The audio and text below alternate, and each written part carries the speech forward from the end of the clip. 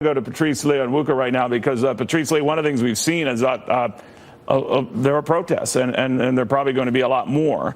And this is a sign of this entire process that has never been smooth and will always end nasty regardless. What do you think?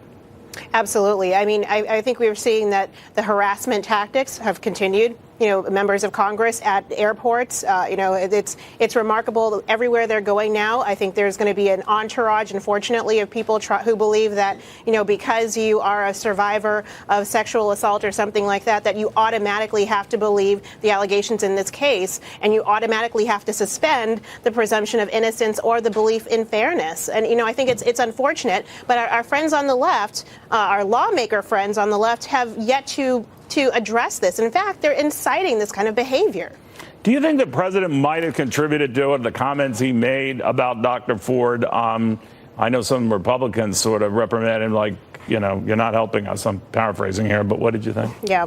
I mean, his comments, the way he phrased them in kind of a mocking way, was not helpful at all. But when you look at the substance of what he said, he really just reiterated what the federal prosecutor who questioned Dr. Ford said, which is that these are uncorroborated allegations. There are substantial inconsistencies in her testimony, her memory, there are lapses in her memory that make even a reasonable prosecutor unwilling to pursue a case against Judge Kavanaugh. So, you know, we have to be careful about the rhetoric on both sides, and I think our national leaders from the top all the way down need to take some responsibility. But I especially think that there's a lot more onus on the left. Senator Cory Booker, Representative Maxine Waters, to stop telling people to get in the faces of these Congress people and harassing them and really talk them down from there. Let's get back to some level, some semblance of civility.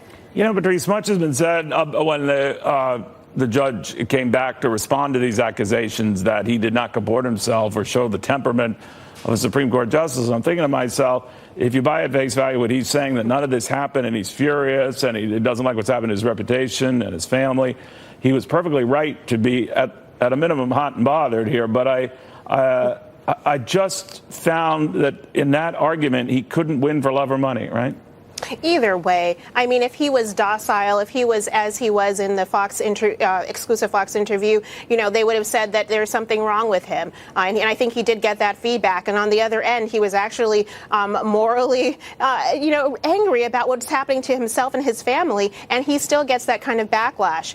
I'm sorry, but I don't think that the baseline for our Supreme Court justices, how we determine who they should be, is temperament. I think it has to do with their qualifications. I think it has to do with how their jurisprudence and how they have, you know, looked at cases in the past and how they hold the Constitution. And in this case, I would love someone who would be faithful to the Constitution rather than someone who is faithful to social justice policy. Do you worry, though, that every decision he makes, assuming he gets to the court, is going to be looked through that prism, that anything unfriendly to the left, anything unfriendly to Democrats, anything unfriendly to their cause is going to be more scrutinized than it normally would, much as whatever this president does regarding the Russians.